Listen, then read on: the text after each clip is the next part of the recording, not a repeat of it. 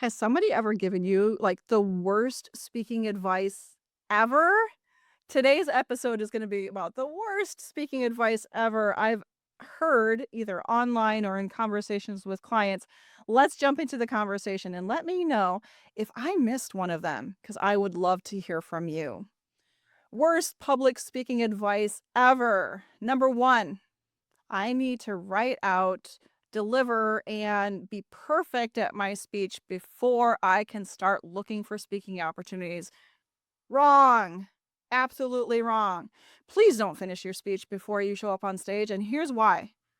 Most speaking opportunities are booking out 6 to 8 months in advance, especially the paid gigs. If you wait until your speech is done, you may not speak for 3 years to come. Can you wait 3 years to speak? I know I don't want to wait 3 years to speak. This is the biggest challenge a lot of my clients have where they say, Jen, I'm really into speaking. And they disappear because they're iterating on the same presentation that is going nowhere and being delivered nowhere. So if you're a person who's a perfectionist, shout out to my perfectionists. You do not need to wait until that speech is fully written out, completely delivered with video footage. You don't need any of that. What you do need is the seed of the signature speech, being able to talk about it in a conversation with an event planner and knowing what the process looks like to book you. That's all you need to put yourself out there as a professional and paid speaker. Worst speaking advice ever. Number 2. Ooh, this one is a good one. Begin with a joke or an inane question. How are you today? Oh, that's really low energy. Let's do this again. How are you today? That's the most frustrating thing as an audience member to hear. I know you've heard it before. I've heard it before. People who are nervous might do this as an icebreaker kind of thing. It's one of those things that we're like, ha, ha, ha. Even worse than that is if someone kicks off with a joke. Now, I've never met this person before. Most people in that room haven't met that person before, and they kick off with a joke. Maybe it's one of those off-color jokes. Unless you're a comedian or you're doing stand-up, please don't start with a joke. Nobody in that room knows who you are, and you don't know what might be offensive to people in that room. You'll notice if you go to stand-up comedian shows, which I do all the time with my husband, that's our favorite date night, is the comedians will save their juiciest, most off-color jokes for the end of their set because they've iterated, they've experimented, they've played with their content on stage, and every audience is different. It's fine if you consider yourself a comedian, if you're pretty funny, if people say, that was really good. Please don't start with a joke or with the, how are we doing today? What's that? I can hear you louder. So frustrating. There are better ways to begin your speech. That usually means starting in the middle, not starting with one of these awkward, uncomfortable things that change the entire mood of the room. Worst public speaking advice ever. Tip number 3. He or she is a natural at speaking. I wish I was too. Nobody's natural at speaking. Just because we talk from the time we're 2 years old, 3 years old. My mom told me I didn't start talking in full sentences until I was 3, so I'm calling myself out there. But nobody's a natural at speaking. You might have a natural ability to make people feel at ease, which is important as a speaker. You might have the gift of gab. These are folks that I call sales folks, right? They can woo you, they can schmooze you, they can do all the things. Woo is also from StrengthsFinder. They're just good at talking to people. They know what they're doing when they're on stage, or they feel comfortable on stage, or at least give the appearance of being good on stage. That doesn't mean they're natural. That doesn't mean they didn't practice. That doesn't mean they didn't rehearse. That doesn't mean they're not nervous. Just because you see them as natural doesn't mean they feel natural when they're up there.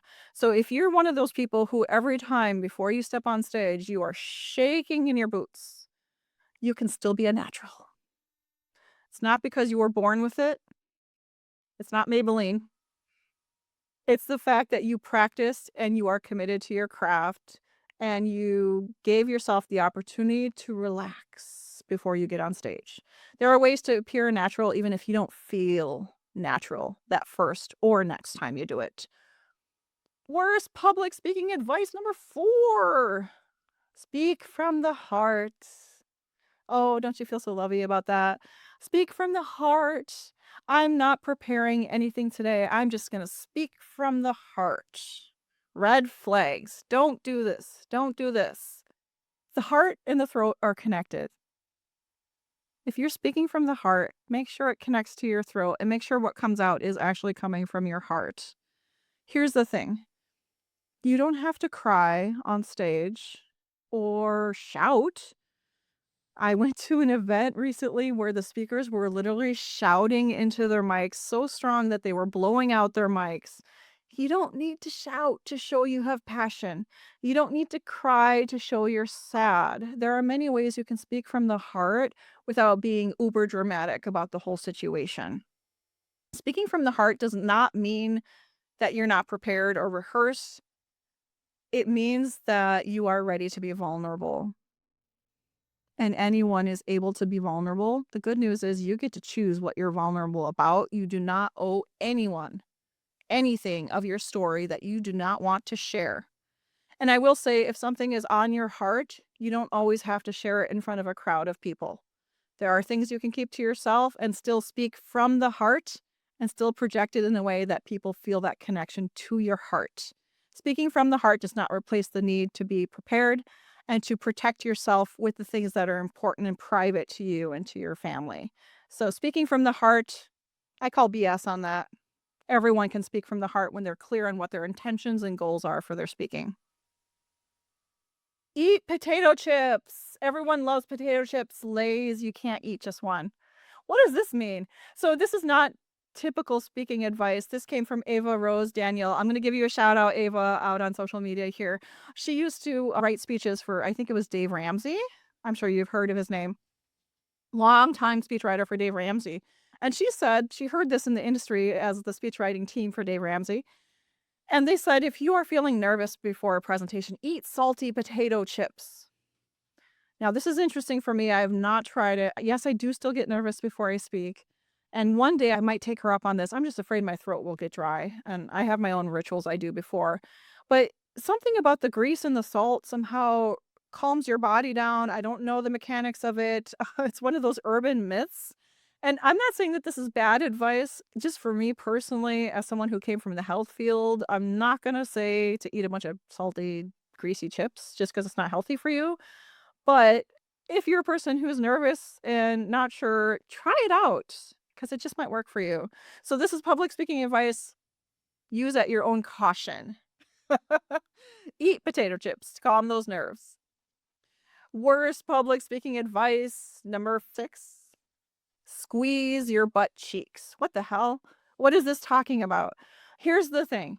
When you're speaking, it's important for you to be grounded, to have great posture. So if you've ever been in dance or ballet or anything like that, you are ready for that stage because you know how to hold your body.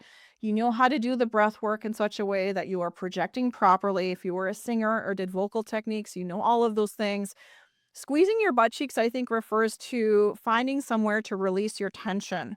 So there's a technique called tense and release, where if you're feeling anxious or you're feeling tightness in your body, you can intentionally tighten that muscle group and then release it as a way to let your body kind of flow and ground yourself. I don't know if I want to be squeezing my butt cheeks up on stage. I don't know if it's a good look. Sometimes the cameraman is coming from the side over here. I don't know if that will translate on camera.